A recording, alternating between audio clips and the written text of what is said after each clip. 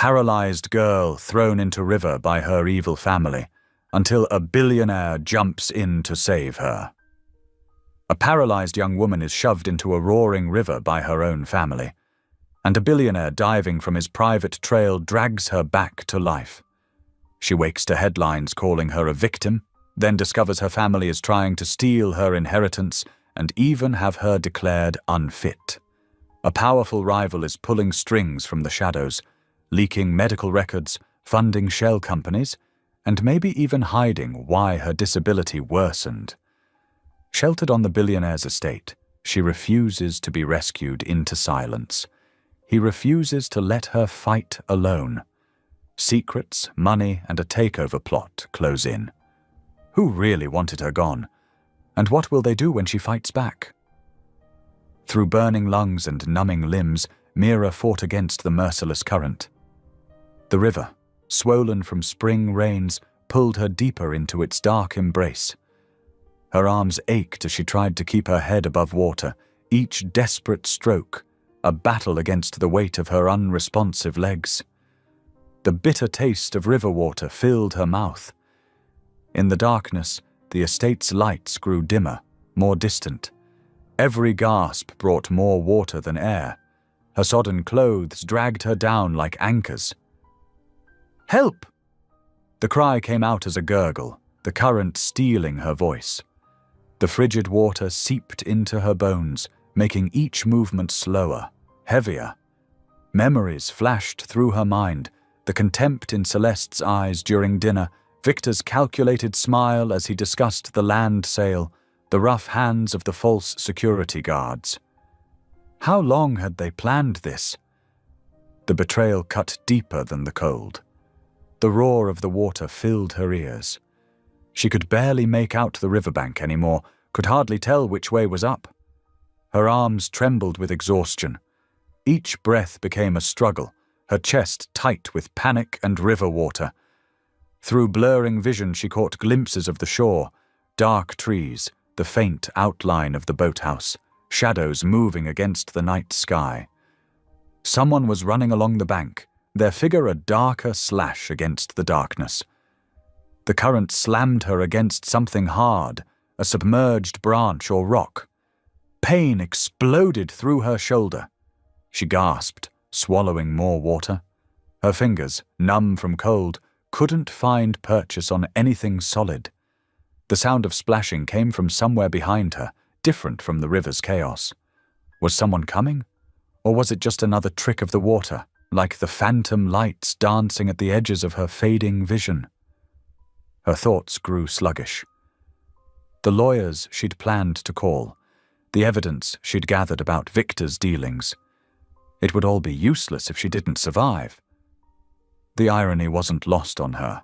They'd chosen the river because it would look like an accident. Poor disabled Mira, too close to the dangerous water at night. She tried one more time to call for help, but only managed a weak cough. The cold had seeped too deep. Her limbs felt impossibly heavy. Each attempt to keep swimming grew weaker than the last. The rushing water spun her around. Through the spray she glimpsed movement on the bank, a figure sprinting parallel to her path downstream. The person was fast, determined. She saw them pause, then launch themselves towards the water. The splash barely registered over the river's roar. Mira's vision wavered, dark spots dancing before her eyes. The cold had become almost peaceful now, a dangerous sign she knew distantly. Her body was giving up.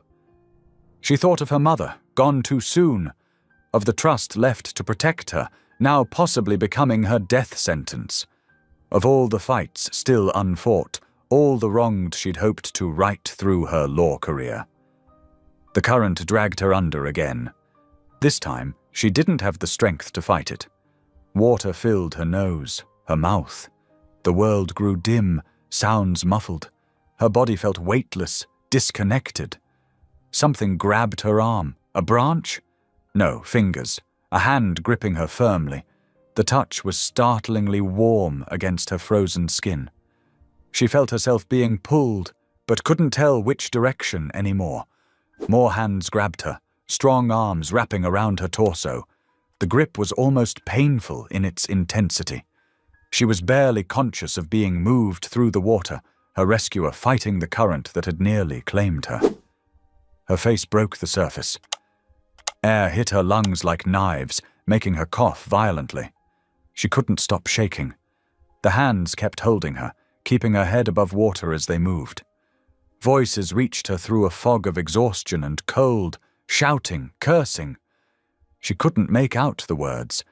Everything felt distant, unreal. The only solid things were the arms still wrapped around her and the violent tremors racking her body. Her fingers brushed something solid, rocks, the riverbank. She tried to help, to grab on, but her hands wouldn't cooperate.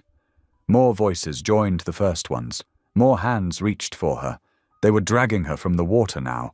The air felt impossibly cold against her wet skin. Someone was saying her name, over and over. She tried to respond, but could only cough up river water. Sharp gravel pressed against her back as they laid her down. A jacket was thrown over her. She forced her eyes open, trying to focus on the faces above her. Everything was a blur of movement and shadow. "Stay with me," a voice commanded. Male, unfamiliar. The same person who'd pulled her from the river. She couldn't tell. Even with her eyes open, darkness crept at the edges of her vision. Sirens wailed in the distance, getting closer. Someone was checking her pulse, their touch gentle against her neck. Words floated around her. Hypothermia. Ambulance. Police. Her whole body shook uncontrollably now. Each breath hurt. She tried to speak, to warn them about Victor and his men, but her lips wouldn't form the words. The darkness was too tempting, too heavy. The last thing she felt was someone rubbing her arms, trying to warm her.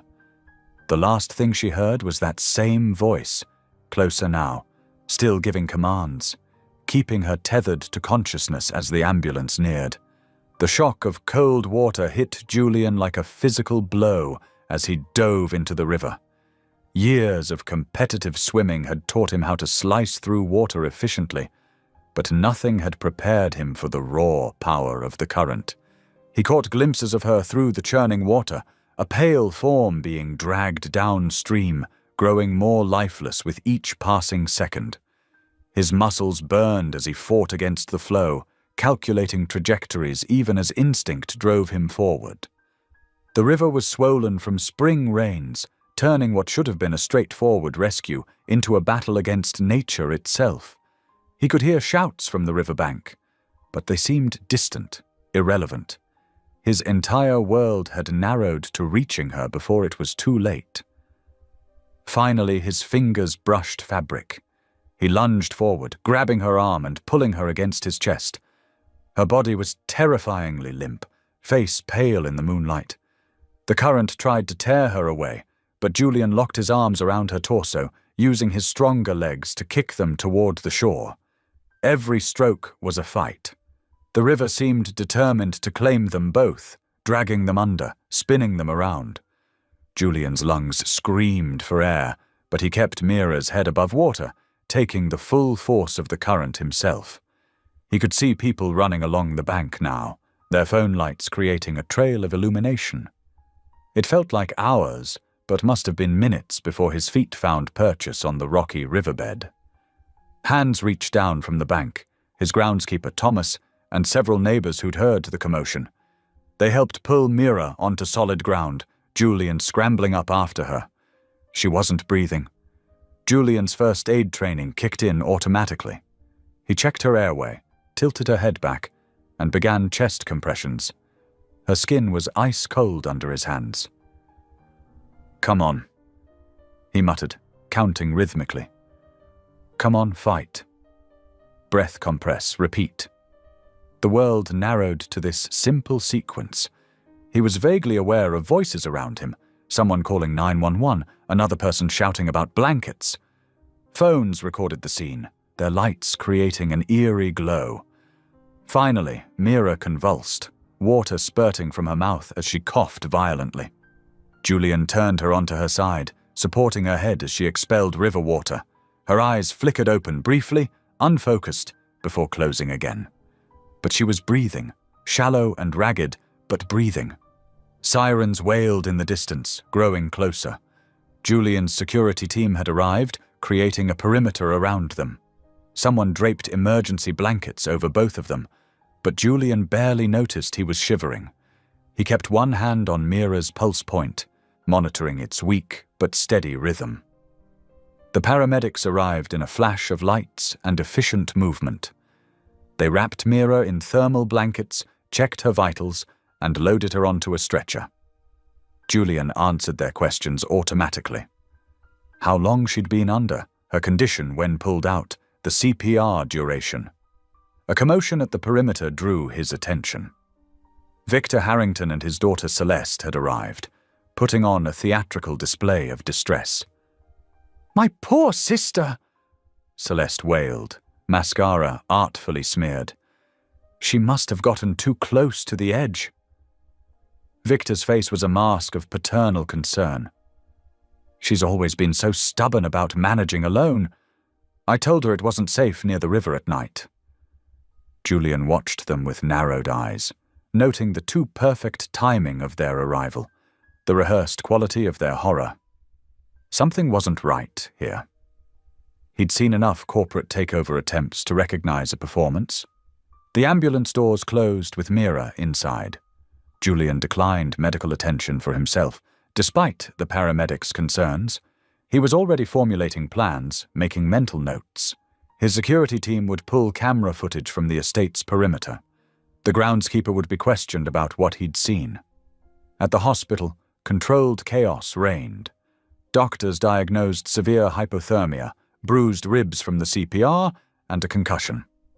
Julian stationed his personal security at her door, not trusting the hospital's standard measures with reporters already gathering outside.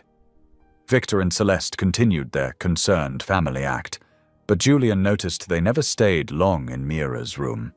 They seemed more interested in giving statements to the press, crafting their narrative about a tragic accident.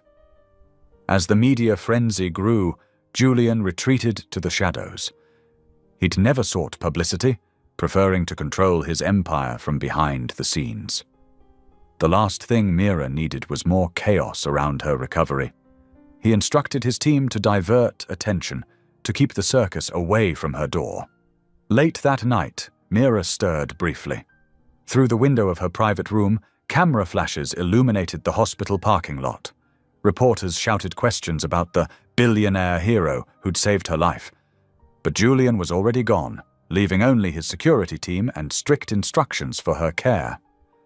Her eyes fluttered closed again as hospital staff taped up "No press" signs, and security guards blocked the entrance. In her drug-induced haze, she couldn't quite remember the face of the man who'd pulled her from the river. She only remembered the strength of his arms, the command in his voice keeping her alive, and the strange sense that everything had changed in ways she couldn't yet understand. Hospital staff moved efficiently around her room, adjusting monitors and checking vitals. Outside, the media circus continued to grow, but Julian's security team held them at bay. Their presence was subtle but absolute. Dark-suited figures stationed at every entrance, communications equipment barely visible in their ears. Through the fog of medication and trauma, Mira drifted back into unconsciousness. The last sounds she heard were reporters being turned away from the ward, their questions about Julian Blackwell's heroic rescue fading into white noise as security secured the perimeter. Morning light filtered through the hospital blinds as Mira blinked awake. Her phone buzzed incessantly on the bedside table, screen lighting up with notifications. With stiff movements, she reached for it, her muscles protesting from last night's ordeal. The video filled her screen. A dark figure diving into churning water, emergency lights casting everything in surreal colors. Comments and shares scrolled past endlessly. Billionaire CEO Julian Blackwell saves woman from river. Her stomach clenched as she watched herself being pulled from the water, limp and unmoving. "You're trending," Zoe announced, bursting into the room with her laptop bag and a stack of papers. Her friend's usual energy was tinged with worry. "But we have bigger problems." Mira lowered her phone. "What's wrong?" "Your family's lawyers filed this at 8 a.m. sharp." Zoe spread documents across the hospital tray table.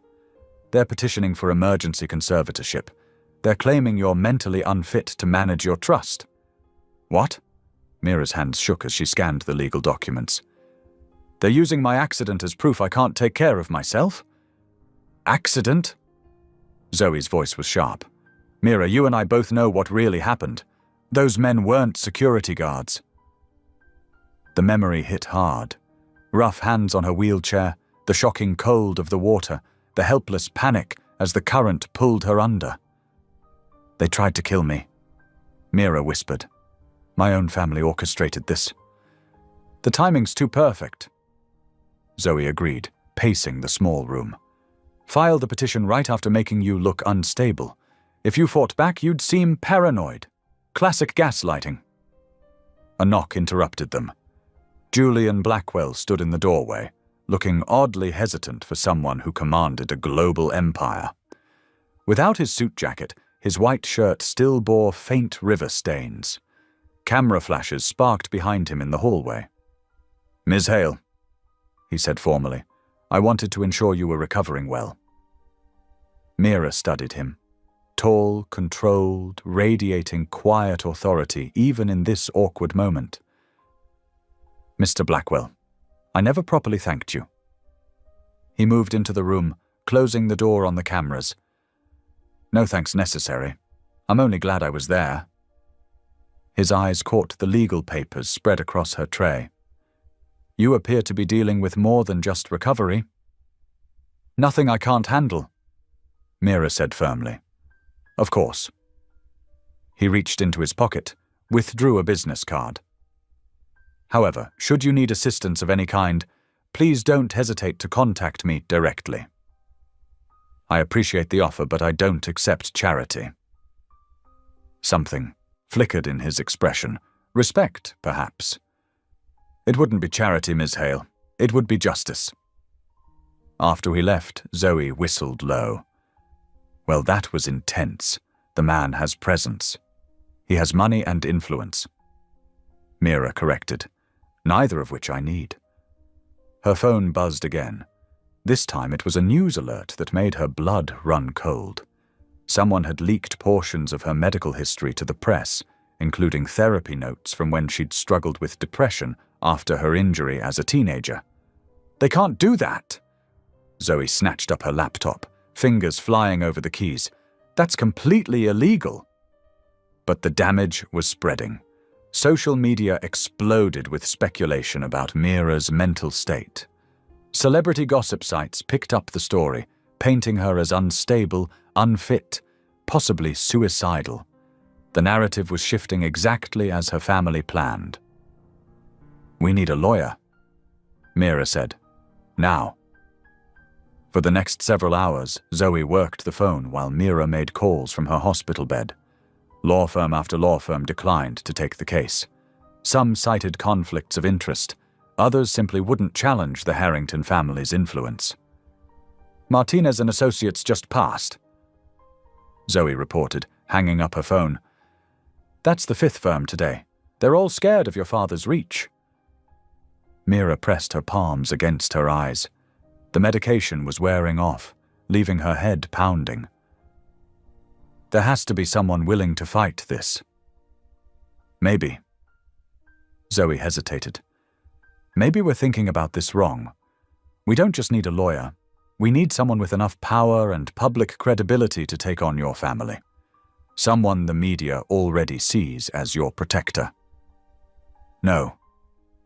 Mira knew exactly where this was going. Absolutely not. Hear me out.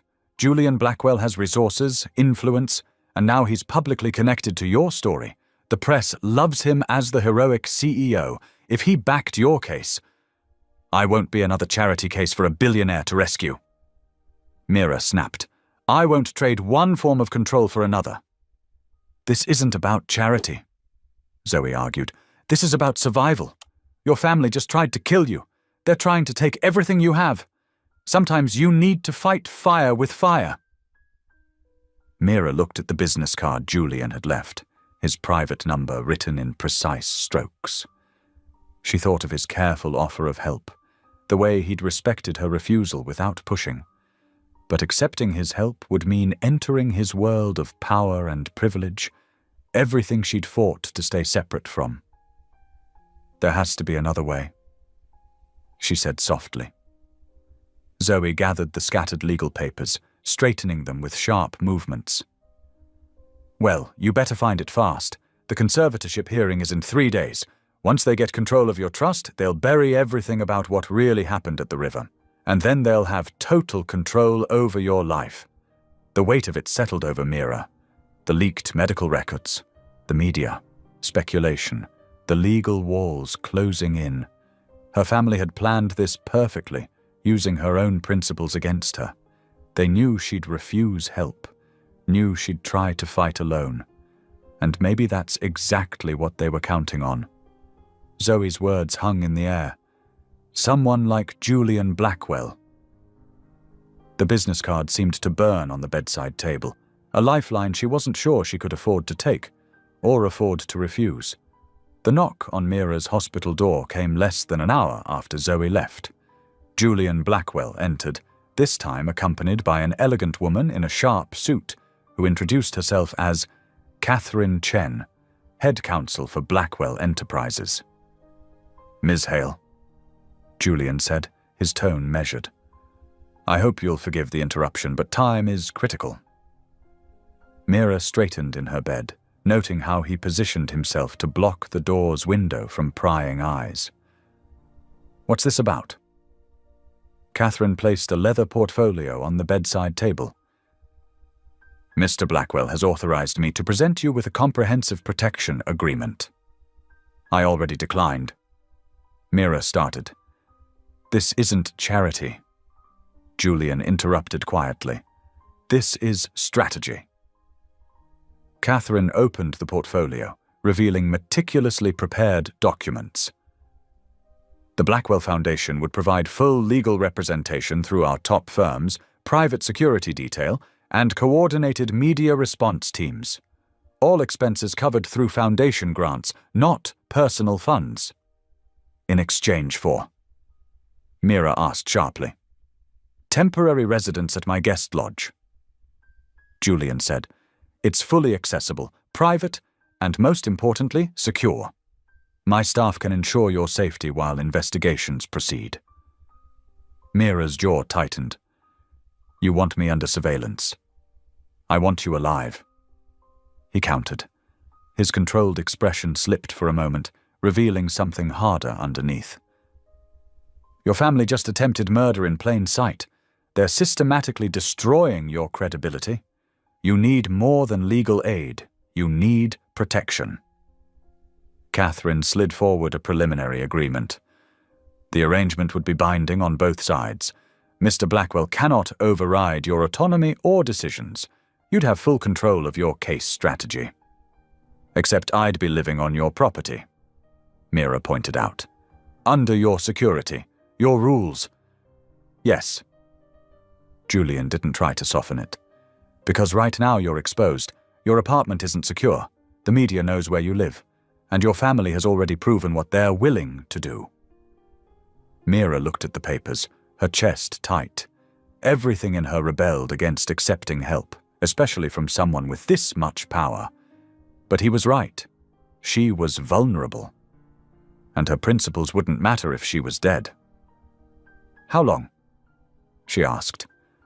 Initial term of 30 days, with optional extension pending case developments. Catherine replied. All terms are negotiable. Mira's fingers traced the edge of the agreement.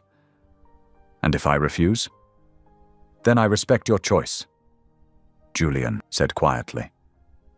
But I don't believe you'll survive this fight alone. And I don't say that to manipulate you. I say it because I've seen how the wealthy destroy people who challenge them. Your family has resources, influence, and apparently no moral limits." The truth of his words settled heavily. Mira picked up the pen Catherine offered, her hand steady despite everything. "Where do I sign?" Within hours, Julian personally escorted her from the hospital through a private exit, avoiding the press. His security team moved with practiced precision, clearing paths and blocking photographers. A sleek black SUV with tinted windows waited at the curb. The drive to his estate passed in tense silence. Mira watched the city fade into winding private roads, trees pressing close on either side. They finally turned through imposing gates onto a winding driveway that led to a modern compound of buildings set into the hillside. The guest lodge stood apart from the main house, a low-slung structure of glass and stone that somehow managed to look both imposing and welcoming. Julian helped her from the car himself, despite her protests that she could manage. "Your chairs have been delivered," he said as they approached the entrance. "Both manual and powered as requested. The entire space is adapted for accessibility." The interior took Mira's breath away despite herself. Soaring windows looked out over the river valley. Every surface was sleek and modern, but carefully chosen for practicality. Wide hallways, smooth transitions between rooms, everything at perfect heights for wheelchair access. "The security system is state-of-the-art," Julian continued, leading her through the space. "Panic buttons in every room. Direct line to my security team. The grounds are monitored 24/7. Mira wheeled into what would be her bedroom, taking in the custom furnishings. "This is extremely thorough." "I don't do anything halfway, Ms. Hale." His voice was matter-of-fact. "The kitchen is fully stocked. My staff will bring anything else you need." She turned to face him. "Thank you. I know this isn't... I know you didn't have to do any of this." Something flickered in his expression, that same crack in his controlled facade she'd glimpsed before, but it was gone instantly. "Get some rest. Catherine will be here in the morning to begin strategizing your case." He left her to settle in, his footsteps echoing down the hall. Mira explored the space slowly, still processing the radical shift in her circumstances. Every detail had been considered, from the height of light switches to the spacing of furniture. It was unsettling how thoroughly he'd prepared for her needs. As evening fell, she heard voices in the hallway, Julian speaking to his staff. His tone was different now, commanding and precise as he issued security instructions. She caught fragments. "No unauthorized access, full perimeter checks, immediate notification of any attempts." It was a stark reminder of exactly who she'd aligned herself with. Julian Blackwell wasn't just her rescuer, he was one of the most powerful men in the country. And now she was living under his protection, bound by contracts and necessity to accept his help. Mira wheeled to the windows, watching darkness settle over the manicured grounds. Somewhere out there, her family was plotting their next move. But for tonight, at least, she was safe. Safe, but not free. And the distinction weighed heavily as she listened to Julian's authoritative voice, continuing to direct his staff, wielding power as naturally as breathing. Mira woke to sunlight streaming through the floor-to-ceiling windows. A manila envelope had been slipped under her door sometime before dawn. Inside, she found a detailed security briefing, patrol schedules, emergency protocols, and a list of approved visitors. Currently just Zoe and the legal team. At 8 sharp, a nurse arrived for a follow-up examination. The woman's hands were gentle as she checked Mira's bruised ribs and lingering concussion symptoms. "The security detail mentioned you had trouble sleeping," the nurse said, making notes.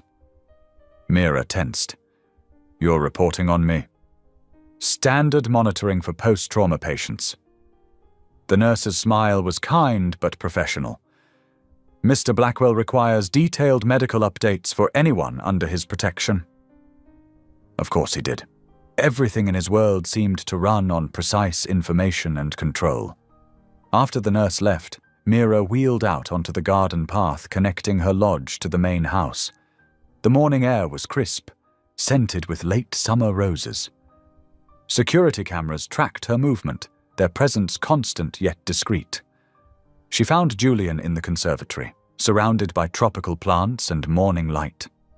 He wore a casual grey sweater that probably cost more than her monthly rent, reading reports on a tablet. "Good morning," she said, breaking his concentration. He looked up, his expression carefully neutral. "How are you feeling?" "Like I'm being watched every second." She wheeled closer. The security briefing was thorough. "Your safety is non-negotiable while you're here." "Is that what this is about? Safety?"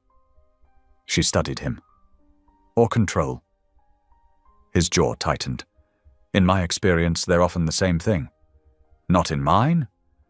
Mira moved to examine a nearby orchid, its petals impossibly delicate. "Safety is about choice. Control is about power. Sometimes power is necessary to ensure safety." "Is that what you tell yourself?" His silence drew her attention back. That's when she noticed it, a braided leather bracelet on his wrist, aged and worn. Her breath caught. She'd seen that exact design before, in old photographs of her mother wearing an identical piece. "That bracelet," she began. Julian's entire demeanor shifted, something vulnerable flickering across his features before disappearing behind his usual mask. He stood abruptly. "I have calls waiting. Catherine will be here at 2 to discuss strategy." He left without another word, leaving Mira staring after him, questions burning on her tongue. The rest of the morning passed in a blur of emails and document reviews. At lunch, a staff member delivered food she hadn't ordered, but that perfectly matched her preferences, another reminder of Julian's meticulous planning. By afternoon, Mira was on a video call with Zoe, who looked exhausted but determined. "The press is having a field day," Zoe reported. "Your family's PR team is pushing hard on the unfortunate accident narrative. They're using your medical records to paint you as unstable." "Of course they are." Mira rubbed her temples. "What about the police investigation?" Moving slowly, the security footage from the estate mysteriously malfunctioned that night. But Zoe leaned closer to the camera. "We might have something. A groundskeeper came forward, says he saw those men talking to Victor earlier that day." Hope flared in Mira's chest. "Can we trust him?" "Maybe. He's willing to make a statement, but he's scared.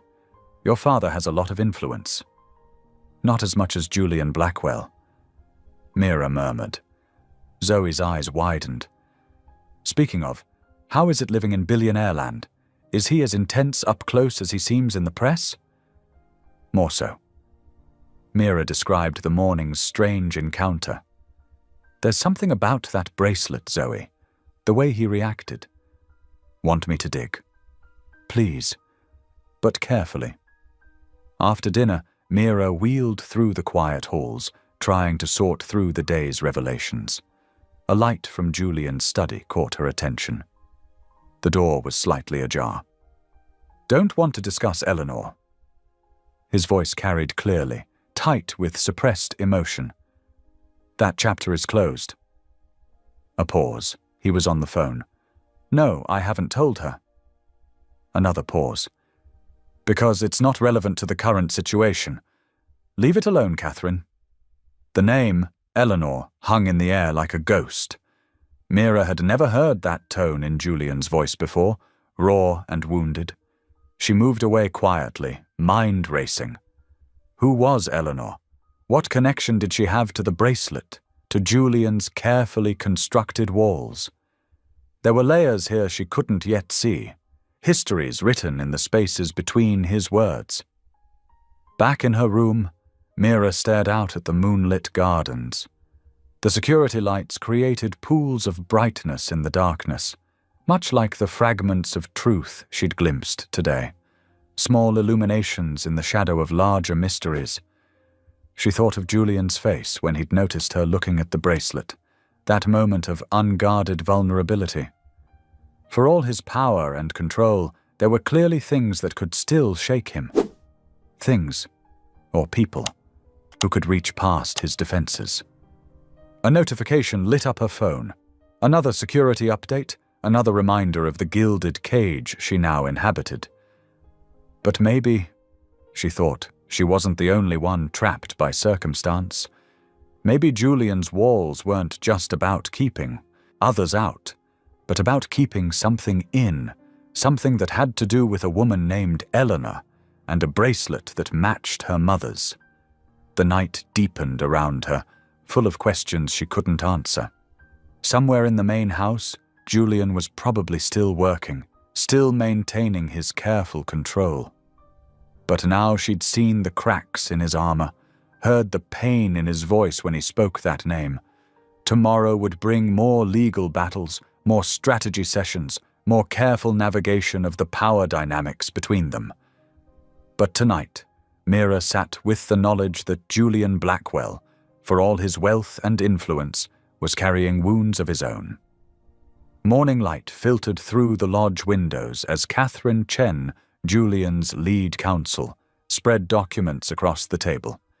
Her crisp movements and sharp focus matched her reputation as one of the city's most formidable attorneys. "The hearing is procedural," Catherine explained, tapping a highlighted section. "But first impressions matter. Judge Martinez is fair, but expects precision." Mira nodded, scanning the briefs. Her legal training helped her catch the subtle strategies woven into Catherine's preparation. "They'll try to paint you as unstable," Catherine continued. "Your response needs to be measured. Clinical." "I understand." Mira's fingers traced the edge of a document. "Make them look reactionary while I remain composed." A soft knock interrupted them. Julian stood in the doorway, his dark suit impeccable. "The car's ready." The drive downtown was quiet, tension building with each mile. Julian sat across from Mira in the Mercedes' spacious interior, his attention divided between his phone and occasional glances at her face. The tinted windows created a cocoon of privacy, but Mira could feel the weight of what awaited. At the courthouse, their arrival drew immediate attention. Julian's security team formed a barrier against photographers, while Catherine led them through a side entrance. The courtroom's wood-paneled walls seemed to absorb the morning light, creating shadows in the corners. Victor Harrington sat with his legal team, Celeste beside him. Their attorney, James Morton, carried himself with the assurance of someone used to winning. As the hearing began, Morton wasted no time attacking. "Ms. Harrington's recent behavior shows concerning patterns," he declared, wielding a stack of documents. "The river incident is just the latest example of impaired judgment." Mira felt Julian stiffen beside her, but kept her own expression neutral. When her turn came to speak, she met Judge Martinez's gaze directly. "Your Honor, I have managed my trust responsibilities with consistent diligence," she stated, her voice steady. "The only recent change is my family's sudden interest in declaring me incompetent after I blocked a land sale that would have enriched them at the trust's expense." Judge Martinez leaned forward, her interest visible. "Mr. Morton, these allegations of incompetence seem to coincide rather conveniently with the trust dispute." Morton scrambled to redirect, but the judge's skepticism was clear. When they adjourned, Catherine's slight smile confirmed their advantage. The victory was short-lived. Halfway back to the estate, Julian's phone rang. His expression darkened as he listened. "When?" he demanded. "Get me confirmation now." He turned to Catherine. "The Herald just published what they claim are Mira's psychiatric records. They're citing episodes of paranoia and self-harm. Those are fabricated, Mira said sharply. We know. Julian cut in. His fingers flew across his phone. I'm activating our crisis team. Catherine, prepare for immediate legal action. The next hours blurred into a storm of activity. Julian's PR team crafted statements while investigators traced the leak. Mira watched her name trend on social media, saw strangers debate her mental health with casual cruelty. As evening settled, they gathered in Julian's study. The room's rich leather and dark wood couldn't soften the tension crackling through the air. We found something, Catherine announced, placing a laptop on Julian's desk. The payment trail for the leaked documents. It routes through several shells, but ultimately leads to an account connected to Alexander Reed. Julian went very still. My board member. Yes, the timing suggests this isn't coincidence. Mira watched Julian's face, saw the calculations running behind his eyes. Reed opposed the new energy initiative, he said slowly. He's been pushing for more traditional investments. And now he's involved in my family's schemes? Mira asked. It appears so. Julian's voice was controlled, but his fingers gripped his desk edge. The question is why? Catherine pulled up more documents. Reed has quiet partnerships in several development companies that would benefit significantly from the land your trust controls. The pieces clicked into place. Mira felt the weight of realization settle over her. So this isn't just about my family anymore. I'm caught between two power structures, my father's ambitions and your corporate politics. I'll handle Reed, Julian stated, his tone leaving no room for debate. How? Mira challenged. This is my life they're using as leverage. Julian met her gaze. I protect what's mine. I'm not yours to protect. No, he agreed quietly. But you are under my protection. There's a difference. The distinction felt paper-thin in that moment. Mira wheeled back slightly, creating physical space to match her emotional distance. And what happens when protecting me conflicts with your business interests? Julian didn't answer immediately. When he did, his words carried the weight of promise.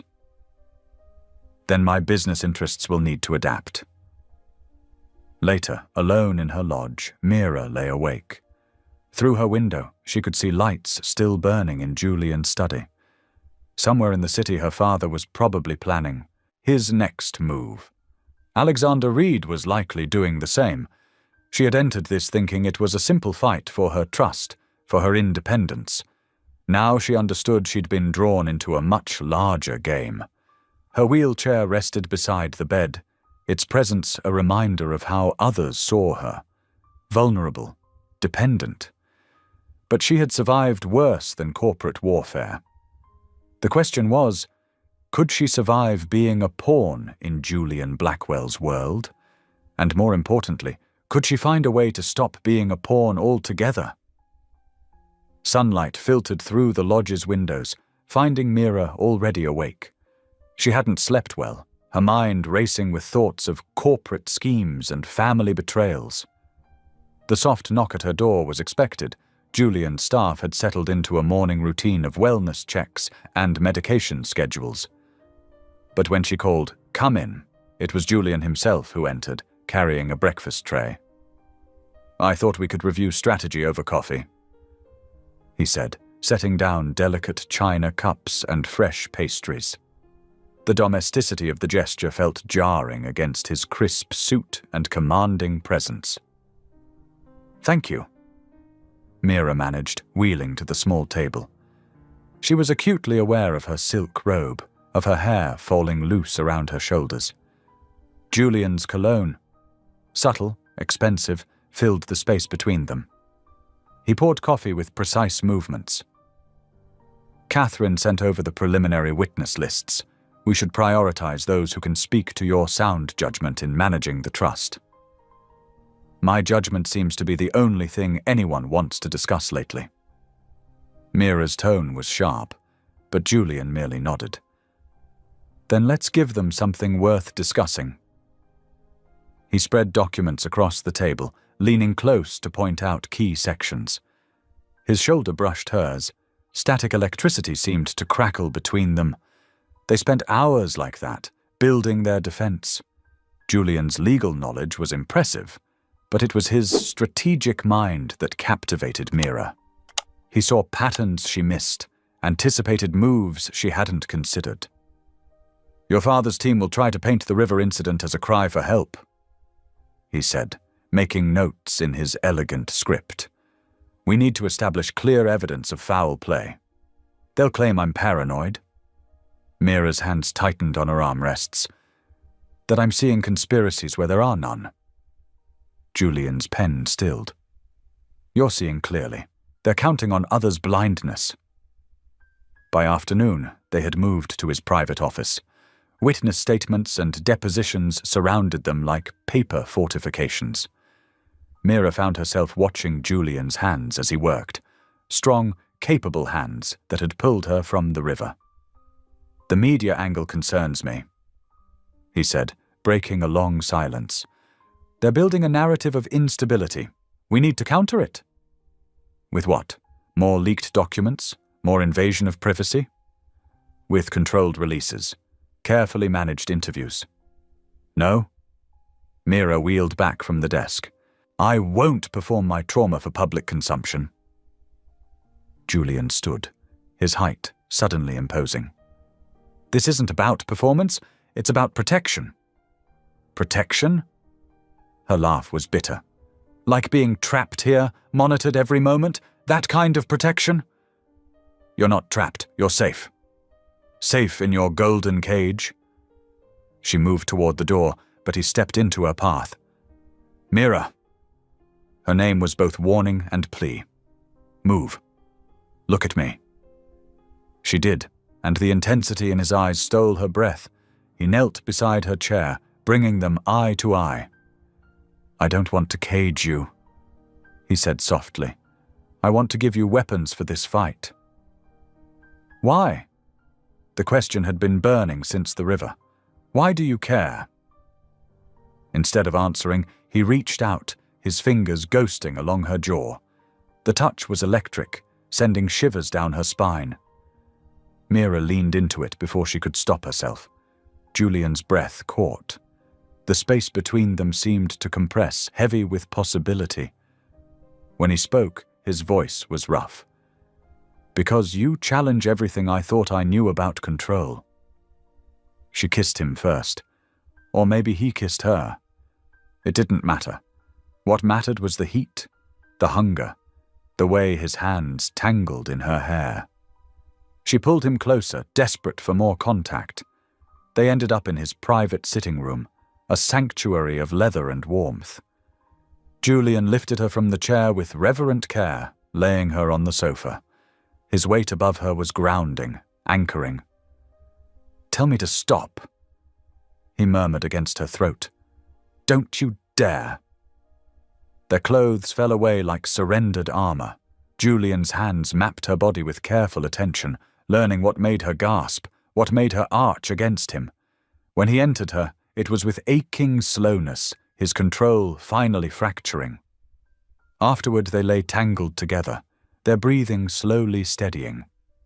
Julian traced patterns on her skin, and Mira watched shadows dance across the ceiling.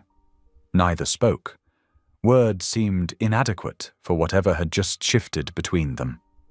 The night deepened around them. Eventually Julian covered them with a cashmere throw, pulling Mira closer against his chest. She should have felt vulnerable, exposed. Instead, she felt oddly powerful. In surrendering control, she had found a different kind of strength. Sleep came in waves, soft and uncertain. Mira drifted, aware of Julian's heartbeat under her cheek, of his fingers still moving gently through her hair. Questions hovered at the edges of consciousness. What was this? What would morning bring? How would this change their carefully constructed arrangement? but those were tomorrow's battles. For now there was only this: warmth, touch, and the strange peace of falling asleep in the arms of a man who had already saved her once. Dawn would bring complexity. Dawn would demand definitions and boundaries, explanations and consequences. Dawn would remind them of depositions and dangers, of family schemes and corporate wars. But dawn was still hours away, and in the darkness of Julian's sitting room, they allowed themselves this moment of undefined grace. His breathing evened out in sleep, his arms still protective around her. Mira stayed awake a while longer, memorizing the feel of him, the scent of his skin, the steady rhythm of his heart. She knew with the clarity that comes in night's quiet hours that everything had changed. What she didn't know, what neither of them knew, was exactly how to name this change, or what it would mean when morning came. Morning light streamed through the sitting room windows, and Mira blinked awake to find herself alone. The cashmere throw was tucked carefully around her, and her wheelchair had been positioned within easy reach. The intimate warmth of last night felt like a dream. She dressed quickly in fresh clothes that had appeared, Julian's efficiency at work again, and made her way to the kitchen. Julian stood at the counter, already impeccable in a charcoal suit, studying his phone with laser focus.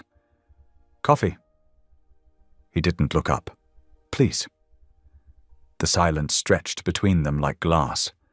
Julian set a mug before her, their fingers barely brushing. Neither mentioned the previous night. "I have meetings this morning," he said finally, voice neutral. "Security will... I remember the protocols." Mira sipped her coffee, grateful for the bitter heat. Before the awkwardness could deepen, voices echoed from the foyer. Zoe burst in, followed by a lean man with sharp eyes and rumpled business casual attire. "Mira!" Zoe hugged her, then stepped back. "This is Ethan Ross. He's been investigating corporate corruption cases, and he's found something." Ethan dropped a thick folder on the counter. "The medical leak wasn't random. Follow the money." Julian's attention snapped to the documents. "What did you find?" "Shell company called Nexus Holdings paid for the leak. Buried under layers of offshore accounts, but sloppy work if you know where to look." Ethan spread out papers covered in highlighted transactions. "Took me all night to trace it." Mira wheeled closer, studying the complex web of numbers. "How did you get these records?" "I have sources." Ethan's smile was quick and sharp. "And your friend Zoe is persistent." Julian's jaw tightened. "These are internal corporate documents, my company's private records. Which is why I'm here instead of publishing." Ethan met Julian's glare steadily. "You want to know who's using Ms. Hale to get to you? Open your books." Tension crackled between them until Mira broke in. "Julian, please." He studied her face for a long moment, then nodded curtly. "My office. 10 minutes." They gathered in Julian's vast office suite, where he granted Ethan restricted access to financial databases. Hours passed in intense focus as they traced payment patterns and shell companies. "There." Ethan pointed to his laptop screen. "The original funding came through Vale Enterprises." Julian went very still. "Marcus Vale." "The corporate raider?" Mira frowned. "What does he have to do with my family?" "He's been trying to acquire pieces of my company for years." Julian's voice was ice. "Your trust controls land we need for a major infrastructure project. If Vale can block that project, he damages you and gains leverage." Ethan was already taking notes. "Classic Vale tactics: find personal pressure points and squeeze." Zoe squeezed Mira's shoulder. "So this isn't just about your family trying to grab the trust. They're working with Vale to hurt Julian's business. Using me as the weapon." Mira felt sick. The river attack, the leaked records, it was all corporate warfare. Julian paced the length of his office, energy coiled tight. Vale's careful. He never gets his hands dirty directly. But he leaves traces. Ethan said, "Give me time to dig deeper. There's more here." They worked through the afternoon, building connection maps and money trails. Ethan's investigative instincts complemented Julian's insider knowledge of corporate structures. By late afternoon, they had a clearer picture of Vale's web of shell companies and proxy agents. "I need to make some calls." Ethan packed up his laptop. "My editor will want to verify sources before we move forward." "Nothing publishes without my review," Julian said flatly. "Of course." Ethan's smile was diplomatic. "I'll be in touch." Zoe hugged Mira goodbye. "Call me tonight. We'll strategize." After they left, silence settled over the office. Mira watched Julian stare out the window, tension visible in every line of his body. "This changes things," she said quietly. "Yes." He turned to face her, expression grave. "Vale is dangerous, Mira. He destroys anything in his path." "I won't hide." "No." Julian moved closer, resting his hands on her wheelchair arms. "But you'll accept additional security. No arguments." Their faces were inches apart. The memory of last night hummed between them, unacknowledged but impossible to ignore. "How do we fight this?" she asked. "Together." His voice was firm. "Vale won't expect that. He thinks he can use you to weaken me, but he's wrong." Mira nodded, aware of his proximity, of the quiet intensity in his eyes. They stood at a crossroads, personal intimacy tangled with professional danger, private vulnerabilities exposed to public threats. "I'll have the security team upgraded by tonight," Julian said, straightening. "We'll need to coordinate with your legal counsel about Vale's involvement." "All right." Mira wheeled back slightly, needing space to think. "I should review those documents again. Look for anything we missed."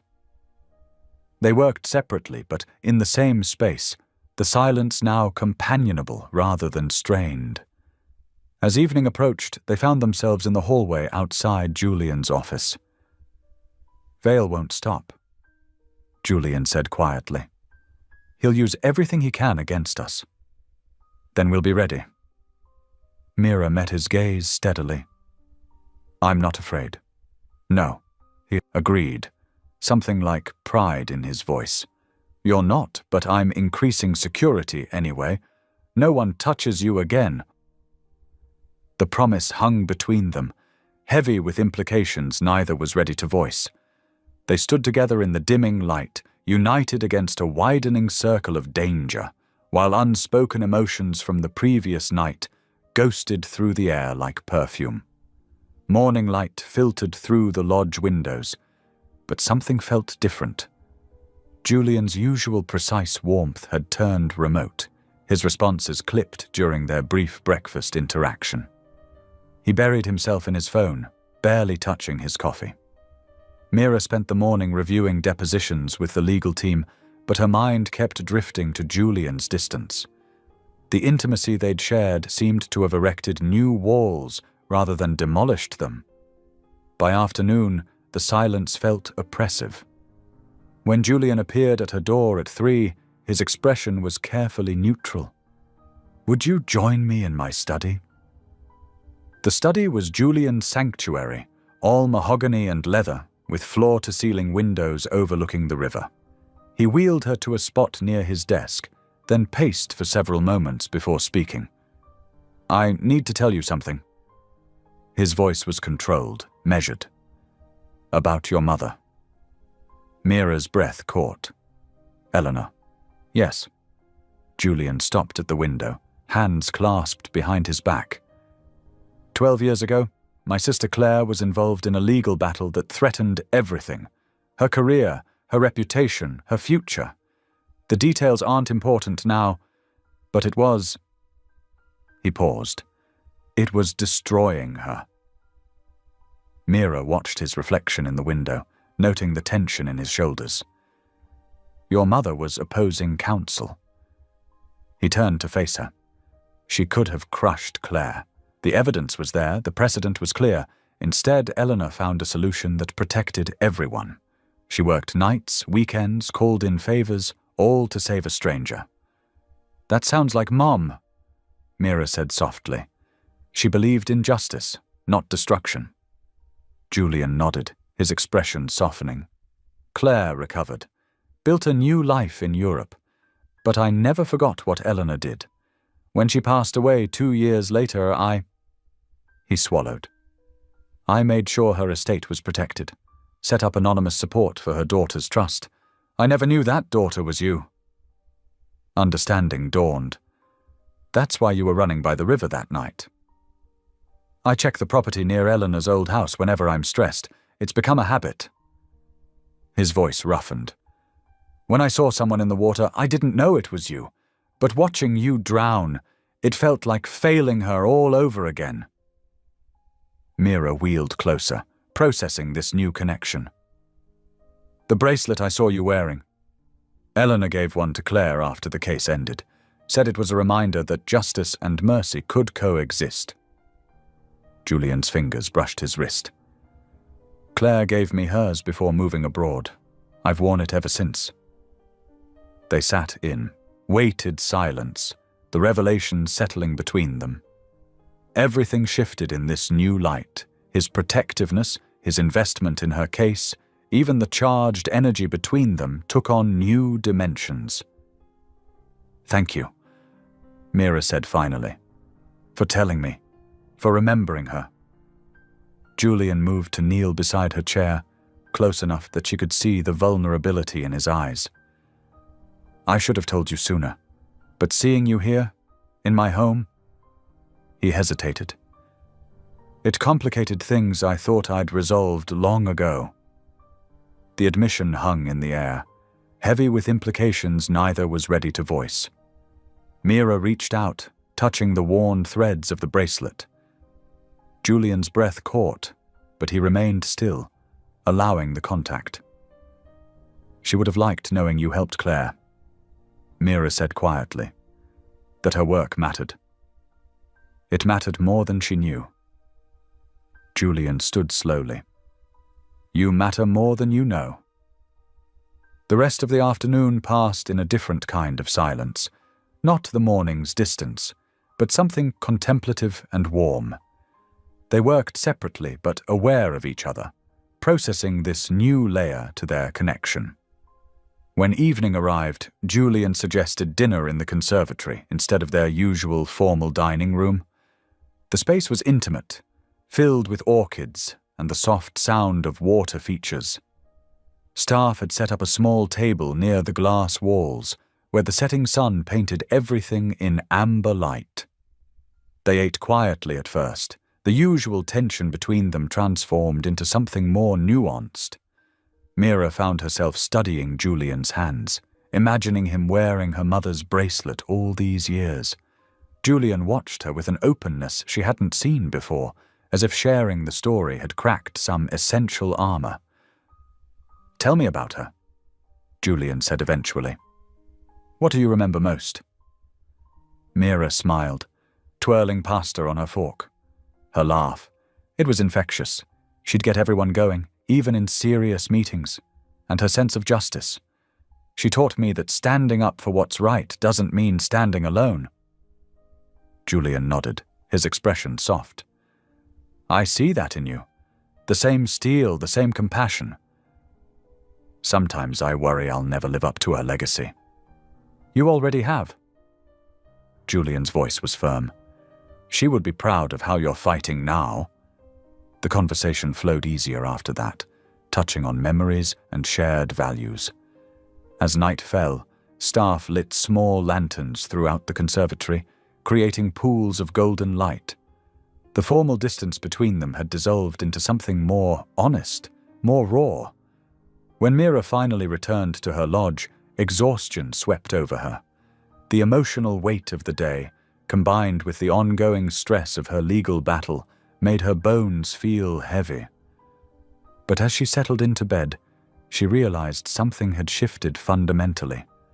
For the first time since the river, since maybe even before then, she felt truly safe.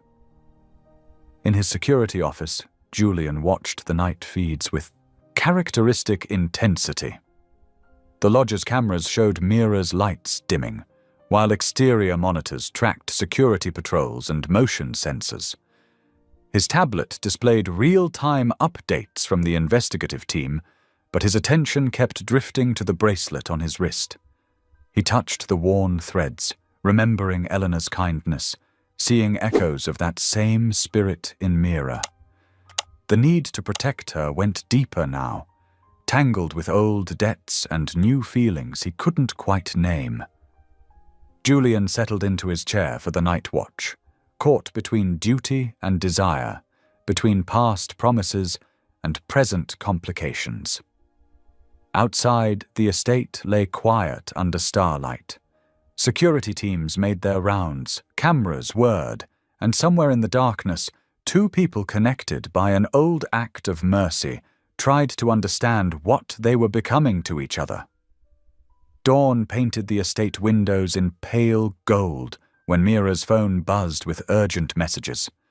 On the morning news, Celeste sat perfectly poised in a cream designer suit, her expression a masterpiece of practiced concern. "My sister's always been—" Celeste paused delicately. "Fragile. The accident affected her deeply. These accusations about the family are clearly manifestations of deeper issues we've tried to help her address." Mira's hands tightened on her wheelchair arms, knuckles white. The carefully crafted lies continued as Celeste detailed supposed incidents of instability, each accusation wrapped in silk-soft sympathy. Julian's response came within the hour. Standing before cameras in an immaculate suit, he projected calm authority. "Ms. Hale demonstrates remarkable clarity and strength. Any attempts to discredit her character rather than address the documented evidence speak volumes about the motivations involved." But the damage control meeting that followed revealed growing concerns. In Julian's office, board members shifted uncomfortably as profits projections flashed across screens. "The Vale merger is sensitive," Edward Chen, a senior director, explained. "Marcus Vale is already using your involvement to question your judgment. The publicity is irrelevant to the deal's fundamentals." Julian cut in, his tone brooking no argument. Still, Mira noticed the tension in his jaw as he dismissed them.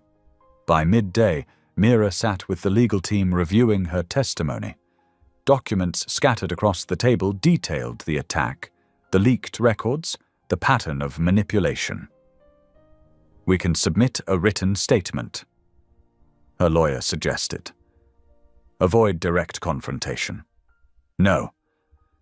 Mira's voice was firm. "I won't hide. They're counting on shame to silence me." Julian, standing by the window, turned to study her. Something flickered in his expression, pride mixed with worry. The courthouse buzzed with press when they arrived. Cameras tracked Mira's wheelchair as Julian cleared a path through reporters. Inside the wood-paneled courtroom, Celeste sat with perfect posture, Victor beside her, radiating paternal concern. When Mira took the stand, her voice carried clear and strong. "Two men hired by my family tried to murder me. They pushed me into that river expecting my disability to ensure I wouldn't survive." Her gaze swept the courtroom. "I'm here because Julian Blackwell happened to be there, but I'm speaking now because I choose to, because truth matters more than power or pride." She detailed the years of manipulation, the attempts to control her trust, the orchestrated accident. Her testimony was precise, unflinching. Even the judge leaned forward, caught by her quiet intensity. The drive back to the estate was silent. Julian's knuckles were white on the steering wheel, his profile tense. It wasn't until they reached his study that he spoke. "You were incredible today." He poured 2 drinks with slightly unsteady hands.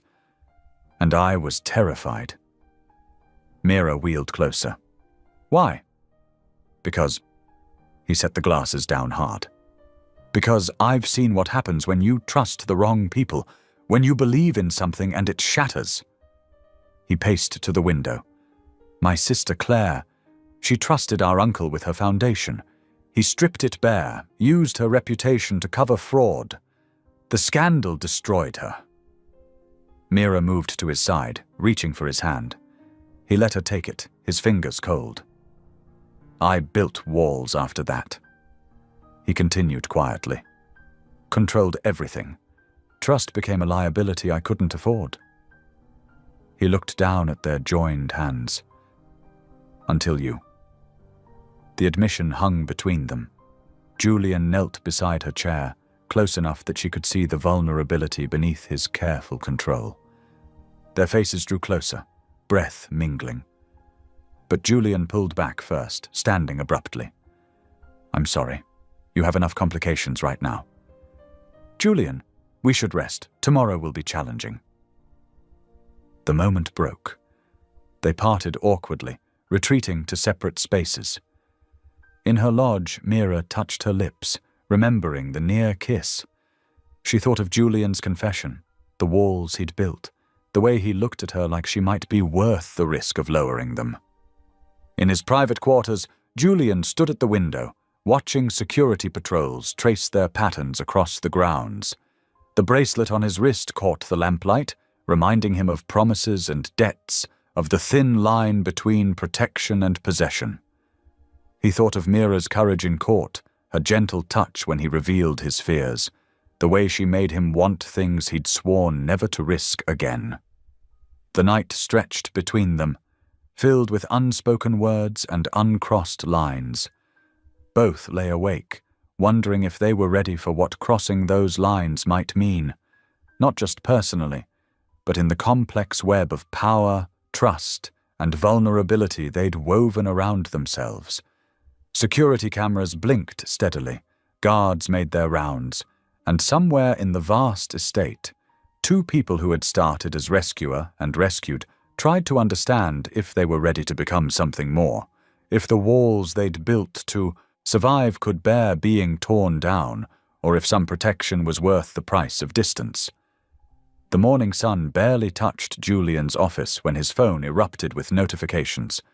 His face hardened as he read the headlines. Marcus Vale launches surprise bid for Blackwell Enterprises. Get the board on video conference now! Julian's command sent his assistant scrambling. Mira, wheeling in with coffee, caught his expression and stopped. What's wrong? Marcus Vale. He loosened his tie. He's making a play for my company. Within minutes, faces filled the video wall.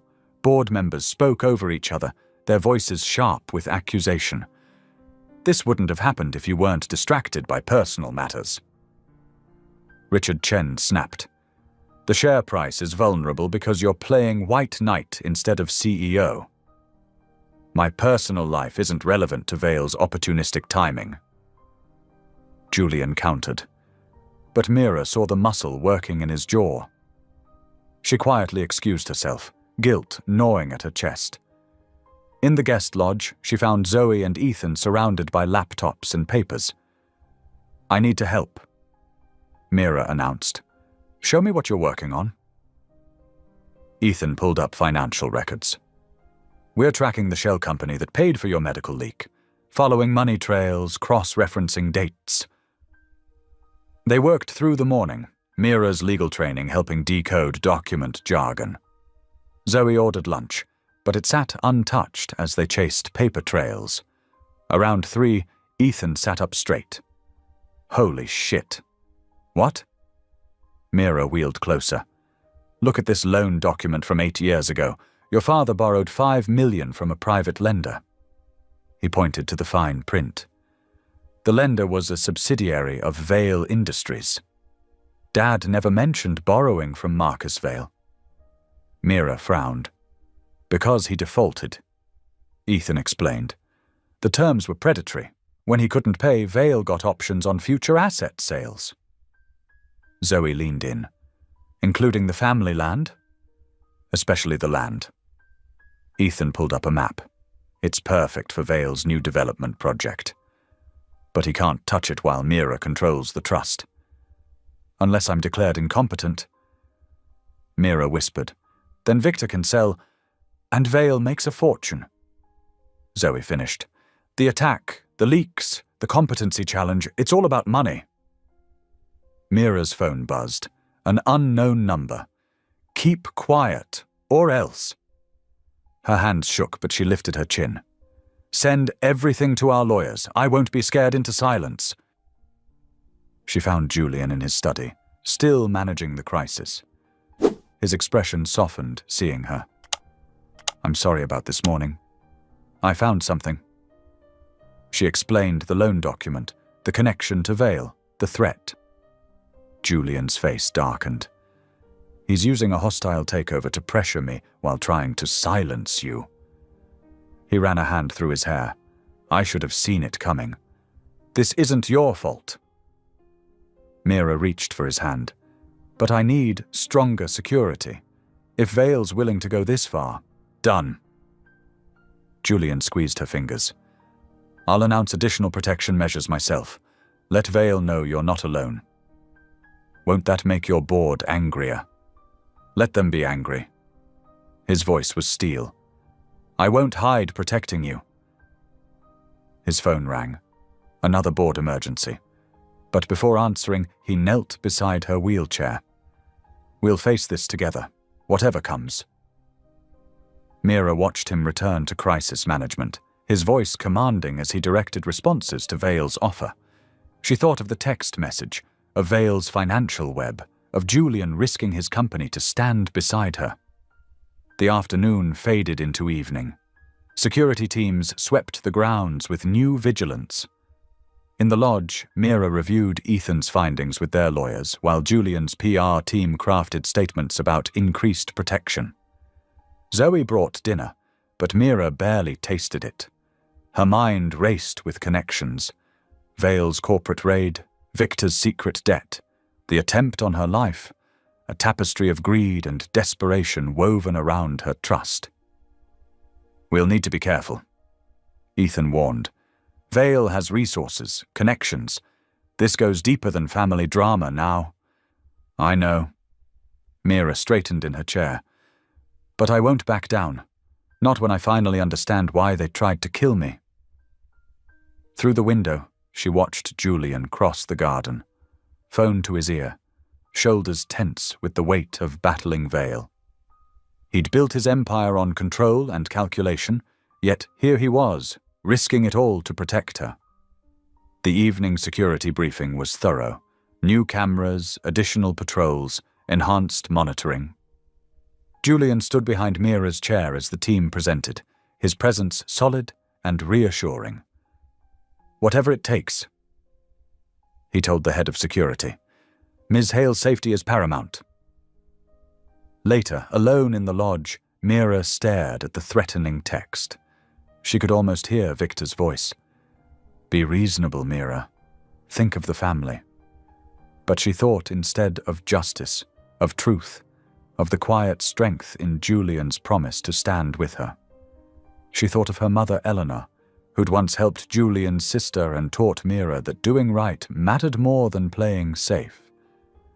The night settled around the estate. Security lights traced patterns across manicured lawns. Somewhere in the city, Marcus Vale plotted his next move. In the family mansion, Victor and Celeste probably schemed damage control. But here, behind Julian's walls, Mira felt her fear transforming into determination. They had tried to drown her once. They wouldn't succeed in silencing her now. She saved the threatening text as evidence and wheeled to her desk. Tomorrow would bring more challenges, more pressure, more attempts to break her resolve. But tonight she would prepare, gathering strength from the truth they'd uncovered and the allies at her side. The next morning brought a crisp autumn chill. Julian's cybersecurity team arrived before dawn, their equipment filling a makeshift command center in the estate's library. Mira watched them work, tracing digital breadcrumbs from the threatening text while Julian paced behind them, phone pressed to his ear. The number bounced through multiple proxies. the lead analyst explained. "But we're narrowing it down." Mira gripped her wheelchair's armrests, remembering the cold threat. "Keep quiet, or else." The words felt heavier now, weighted with Vale's influence. Ethan burst in mid-morning, laptop clutched to his chest. His face was pale. "You need to see this." He spread documents across the table, hospital records, financial statements, board minutes. "The medical foundation that handled your childhood care? It's connected to an NGO that Marcus Vale started funding 3 years ago." "What?" Mira's voice cracked. "There's more." Ethan pointed to highlighted sections. The foundation had a pattern of administrative oversights, delayed treatments, mishandled therapies, always with patients whose families controlled valuable land assets. Julian moved closer, his presence steady behind Mira's chair. "You're saying they deliberately compromised care?" "The data suggests systematic negligence." Ethan's voice was gentle. "Mira, your paralysis. The complications might not have been inevitable." The room tilted. Mira's hands trembled as she read the documents. Dates aligned, treatments delayed just long enough to cause permanent damage. A calculated game with children's bodies, all to clear obstacles to land deals. "I was 8. She whispered. "I trusted them." Julian's fingers brushed her shoulder, a silent anchor as her world splintered. The childhood memories shifted. Endless hours of therapy, her mother's worried face, doctors explaining why she'd never walk normally again. All of it tainted now by this savage calculation. Vale's been orchestrating these deals for decades. Ethan continued. The foundation was just one tool. They'd identify heirs with medical needs, compromise care, then pressure families to sell when medical bills mounted. Mira pressed her hands to her face, trying to steady her breathing. Her disability, the core fact that had shaped her life, was part of their scheme, a deliberate hobbling to make her easier to control. Julian's voice cut through the room like ice. "Get me everything, every record, every connection. I want Vale's entire network exposed." The day blurred into strategy sessions. Lawyers outlined class action possibilities. Investigators mapped the foundation's other victims. Julian's team tracked money through shells and proxies, each revelation darker than the last.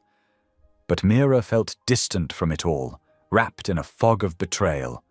She wheeled through the lodge's halls, phantom pains shooting through legs that might have been whole, if not for calculated cruelty. Late afternoon, Julian found her in the conservatory, staring at nothing. He knelt beside her chair. "We'll destroy them," he promised. "Every last one. It's not just about revenge," she said softly. "There might be others, right? Now children in hospitals, families being manipulated. Then we'll save them too." His hand covered hers. "Vale's empire is built on hurting people. We'll tear it down brick by brick." Evening brought more lawyers, more documents. Mira forced herself to focus, to channel her pain into purpose. But as night fell, the weight of it all crashed over her. The panic hit without warning. Her chest constricted, memories flooding back. Hospital rooms, failed treatments, her mother's tears. She wheeled rapidly through the lodge, trying to outrace the anxiety clawing at her throat. Julian found her in the dark living room, breathing ragged. Without a word, he sat on the couch nearby, close enough to reach, far enough to give space. "I can't," she gasped. "You don't have to be strong right now," he said quietly. "Just breathe." Hours passed. Julian stayed, a steady presence in the dark. Sometimes he spoke softly, grounding her with simple observations about the night sounds, the moonlight patterns. Sometimes he was silent, just being there. Gradually, Mira's breathing steadied. The panic ebbed, leaving exhaustion in its wake. But she couldn't face sleep, couldn't risk the nightmares waiting behind her eyelids. So Julian talked. He shared stories about his sister, about learning to navigate trauma's aftermath. His voice was low and soothing in the darkness.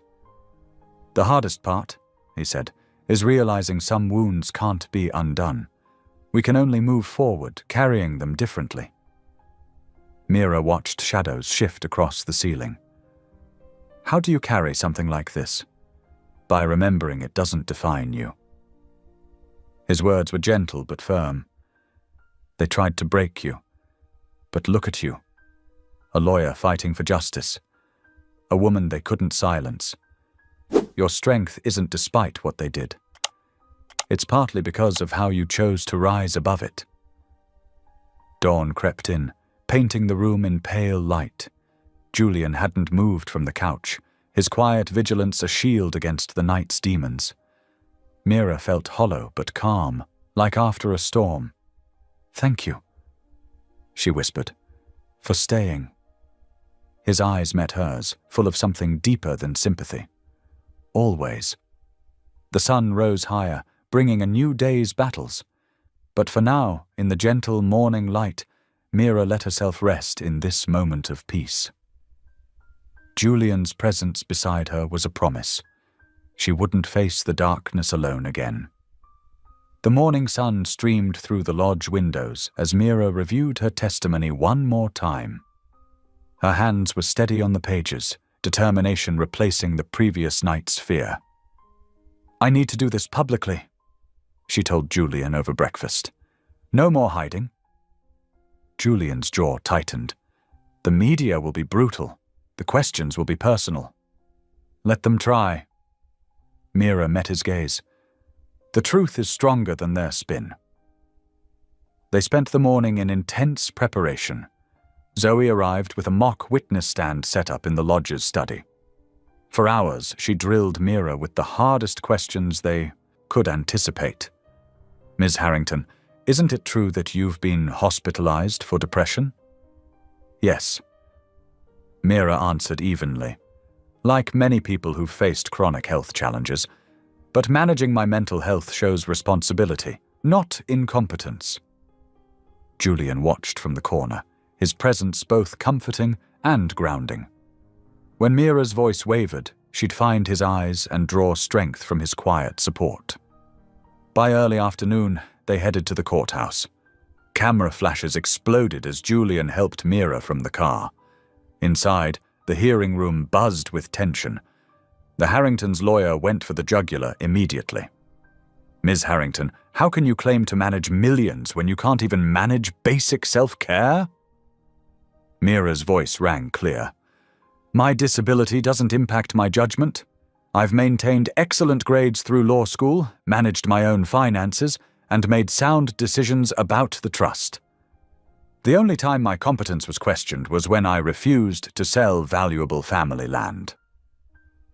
She proceeded to outline the pattern of harassment, the leaked medical records, and the river attack. Her testimony was measured but powerful. When she described Victor and Celeste's financial motivations, the gallery murmured. The judge leaned forward, clearly engaged. Even reporters stopped typing to listen as Mira explained how the trust protected generational land from predatory development. By evening, video clips of her testimony were trending. Public comments overwhelmingly supported her courage and composure. The Harringtons left the courthouse avoiding cameras. Back at the estate, Mira found Julian in the garden. The setting sun painted everything in soft gold. She wheeled up beside his bench, emotionally drained but proud. "You were incredible today," he said softly. "I had good support." She smiled. "Thank you for believing in me." They sat together in comfortable silence, watching darkness settle over the flowers. For the first time since the river, Mira felt truly hopeful about her future. Morning light barely penetrated the heavy clouds as Mira wheeled through the estate's east wing. The sound of urgent whispers drew her attention to Julian's private office. Noah Reed, Julian's trusted COO, stood in the doorway, looking pale and shaken. "Ms. Hale, Mira, I need to speak with you. Privately." His usual confident demeanor had crumbled. In the empty conference room, Noah's hands trembled as he poured water. I've been feeding information to Marcus Vale. Corporate strategies, merger details, even security protocols for the estate. Mira's stomach dropped. Why? He has evidence that could destroy my family. Noah's voice cracked. My brother's medical charity? There were irregularities in the books. Marcus threatened to expose everything. Before Mira could process this, her phone buzzed with urgent notifications. A video was spreading across social media like wildfire. The footage showed Julian in his office speaking to board members weeks ago. The Harrington girls' case is perfect timing. Public sympathy will stabilize share prices through the merger. Her disability makes it more compelling. We couldn't script better optics. Mira felt the blood drain from her face. The Julian in the video was cold, calculating, discussing her like a PR asset. Within hours, major news outlets picked up the story. Headlines screamed about corporate exploitation. Business analysts dissected how Julian had supposedly orchestrated a publicity stunt to save a failing merger. The timing was devastating, right after her emotional testimony, when public support was highest. Security footage showed Julian striding into the main house, barking orders into his phone. Find the source. I want every frame authenticated. But the damage was spreading. Mira's social media exploded with accusations that she was a corporate puppet. Her testimony's credibility crumbled as commenters questioned every word. The estate's landline rang. Julian's assistant patched through an emergency board call on speakerphone. This is a PR nightmare. A board member snapped. The merger's already shaky. We can't afford this scandal. Cut ties with the Harrington case. Another demanded. Distance yourself completely. The footage is fabricated. Julian insisted, his voice tight with rage. Doesn't matter. Perception is reality. End your involvement now. Mira sat in her lodge, mind spinning. The timing was too perfect, right when Noah confessed to the leak. But the video seemed so real, Julian's cold voice discussing her value as a sympathetic figure. She was still staring at news coverage when Julian found her. Mira, listen to me. Was any of it real? Her voice was barely a whisper. Or was I just convenient timing for your merger? You know me better than that. He reached for her hand, but she pulled away. Do I? Because the man in that video sounds exactly like the ruthless CEO everyone warned me about. It's doctored footage. Marcus Vale is... Stop. Mira held up her hand. I can't tell what's real anymore. The timing with Noah's confession, this video, it's too perfect. Like everything was orchestrated. She wheeled to her bedroom and began packing a bag. Julian followed, his usual commanding presence fractured with desperation. Where are you going? Zoe's apartment. I need space to think. You'll be vulnerable there. Let me increase security. No. Mira zipped her bag closed. No more protection, no more control. Outside, rain began to fall as her wheelchair lift descended to the waiting car. Through the window, she saw Julian standing in the doorway, his tall frame rigid with tension. Mira, please. His voice caught. Don't leave like this. But she couldn't look at him. Couldn't risk seeing sincerity in his eyes when she didn't know what to believe anymore. The car pulled away into the gathering storm.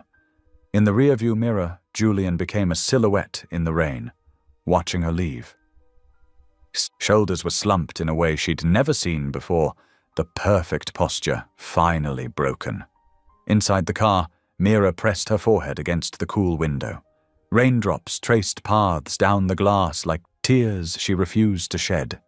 Everything she'd started to believe in, Julian's protection, their connection, the safety she'd finally felt, now seemed like carefully crafted fiction. The driver navigated carefully through the storm as evening settled into true darkness. Street lights reflected off wet pavement, creating halos that blurred together through Mira's unfocused eyes. Her Her phone buzzed repeatedly with messages from Julian, each one unanswered. "The video is fake. Let me prove it. Please let me explain. At least tell me you arrived safely." She turned the phone face down on the seat beside her. The city lights grew closer as they approached Zoe's neighborhood, leaving behind the sheltered quiet of Julian's estate.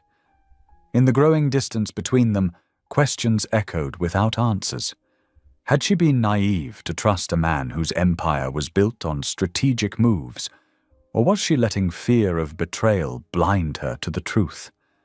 The rain intensified, drumming against the car roof like the pounding of her heart.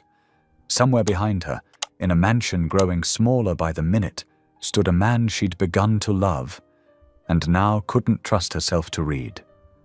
Through the storm, through the confusion, through the hurt, one thought remained clear. She needed to find her own truth before she could face his version of it. Morning light filtered through Zoe's kitchen window as Mira set up her laptop. The apartment felt cramped after weeks at Julian's estate, but its familiar chaos brought comfort. Coffee mugs cluttered the counter, and case files spread across the dining table like fallen leaves. "You sure you don't want me to stay?"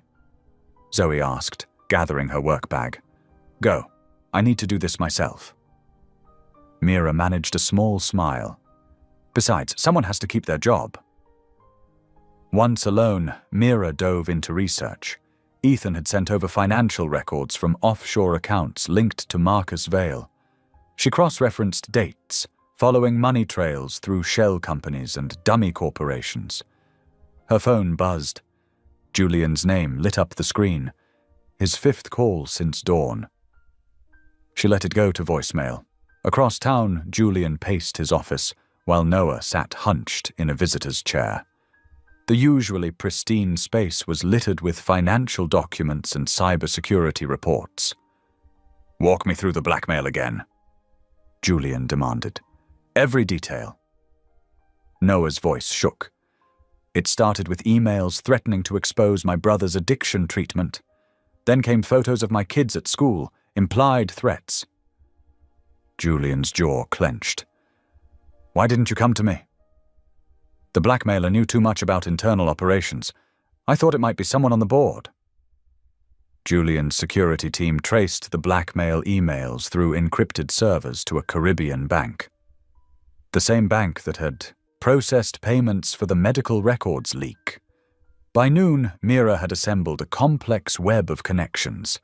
Marcus Vale's companies had channeled millions through charitable foundations that seemed designed to harm potential obstacles to land deals. The medical facility that had treated her as a child appeared repeatedly. Her hands trembled as she dialed Ethan. "I found something," she said when he answered. "The foundation that funded my childhood treatment.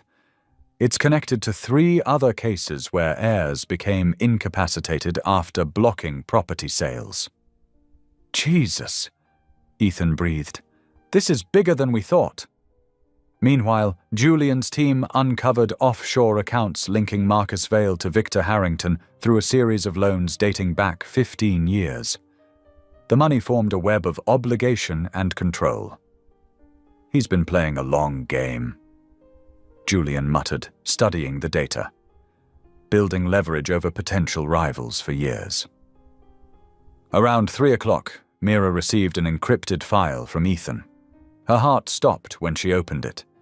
Bank records showed a series of payments from one of Marcus Vale's shell companies to private security firms, all dated days before the river attack. She wheeled to the window, pressing her forehead against the cool glass. The city sprawled below, oblivious to the corruption threading through its towers. For the first time since leaving Julian's estate, loneliness hit her full force.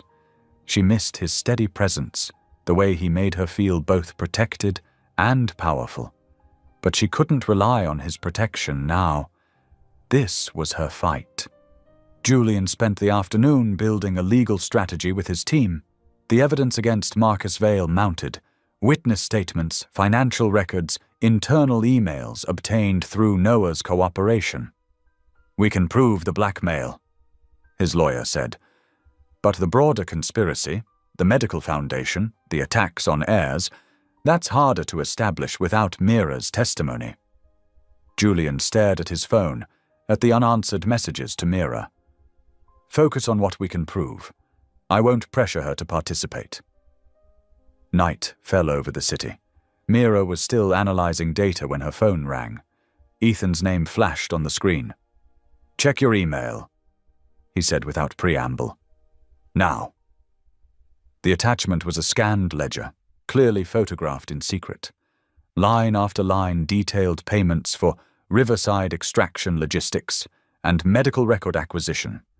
Names, dates, amounts, all connecting Marcus Vale directly to the attack. Where did you get this? Mira whispered.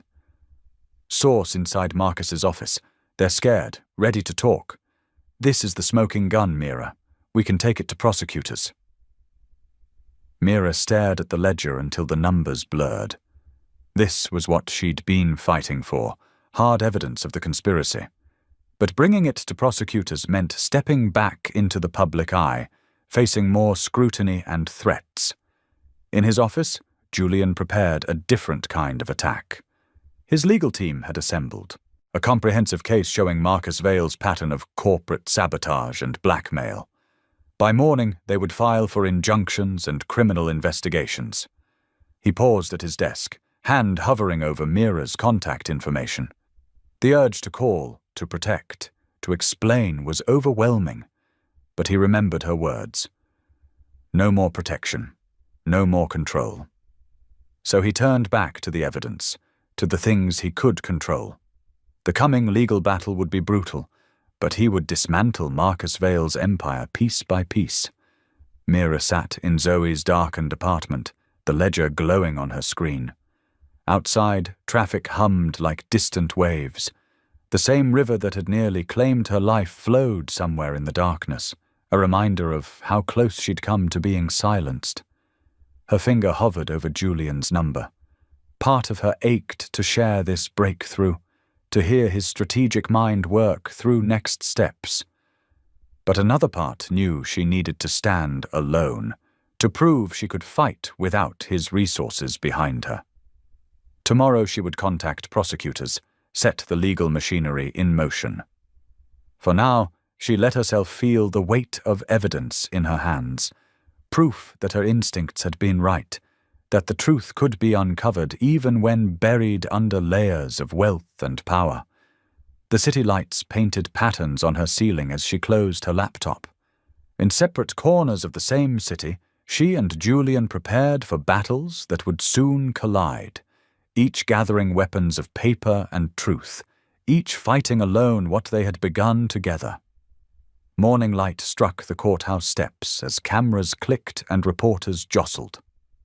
Mira's car pulled up to the side entrance, away from the media circus. But as security helped her navigate her wheelchair towards the doors, she heard Julian's voice carrying across the plaza. She turned to see him at the top of the steps, impeccable in a dark suit, speaking into a forest of microphones. His voice was steady, controlled, but there was something different in his stance. I made mistakes, he was saying. In trying to protect Ms. Hale, I sometimes overlooked her autonomy. But today isn't about protection, it's about justice. Mira wheeled closer, reporters parting to let her through. Julian's eyes found hers across the crowd. I'm here to testify about corporate corruption that goes far beyond one family dispute, he continued. My company will provide full evidence of Marcus Vale's attempted hostile takeover and the internal sabotage that facilitated it.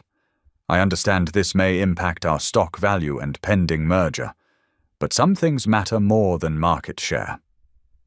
The reporters erupted with questions. Julian raised a hand for silence. Ms. Hale showed remarkable courage in pursuing truth, despite threats and manipulation. Today I'm following her example. Inside, the courtroom hummed with tension. Mira's evidence was presented first, the ledger detailing payments for the river attack, the offshore accounts, the pattern of disabled heirs. Her testimony was precise and damning. Then Julian took the stand. He outlined how Marcus Vale had leveraged the Harrington family's desperation, using Victor's secret loans as pressure points. He revealed the blackmail scheme that had forced Noah Reed to leak sensitive data. Mr. Reed was coerced, Julian testified. The real corruption traces back to Marcus Vale and his partnership with Victor Harrington. Victor's face had gone grey. Beside him, Celeste's perfect makeup couldn't hide her trembling hands. The prosecutor connected the dots methodically.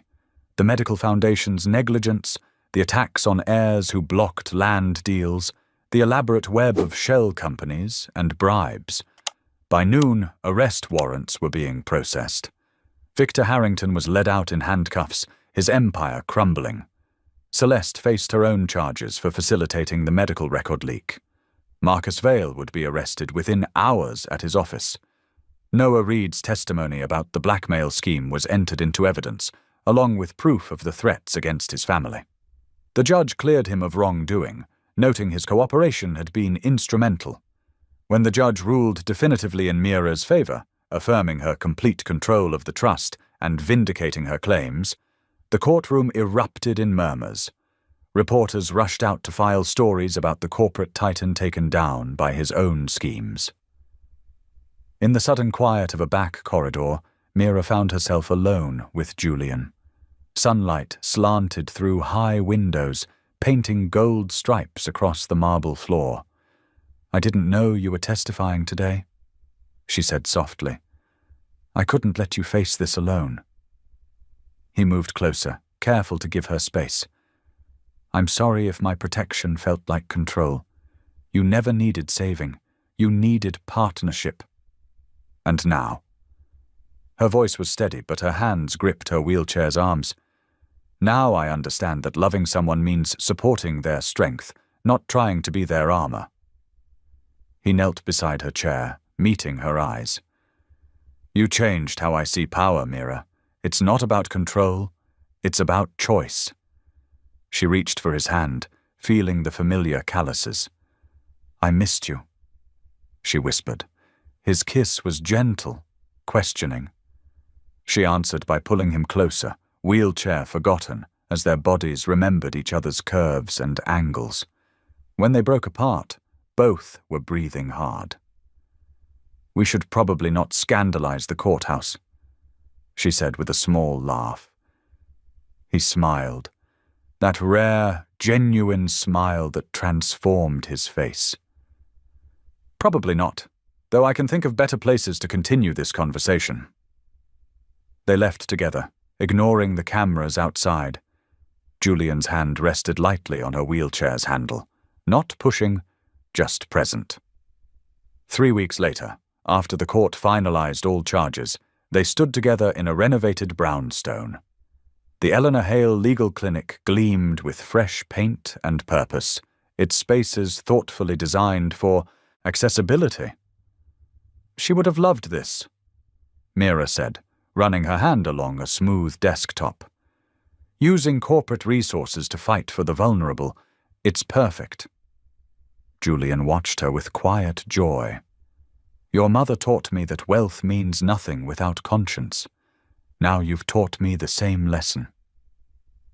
They took the private elevator to the rooftop garden. The city spread out before them, sunset painting the buildings in rose and gold. Wind rustled through potted trees as Julian pulled Mira close. "When I pulled you from that river," he said, "I thought I was saving you, but you saved me from becoming just another cold titan in a tower." She reached up to trace his jaw. "We saved each other, and now we build something new, together." Their kiss was sweet and sure, full of promise. Below them, the city hummed with life and possibility. But in that moment, their world narrowed to the space between heartbeats, where love had finally found its equal ground.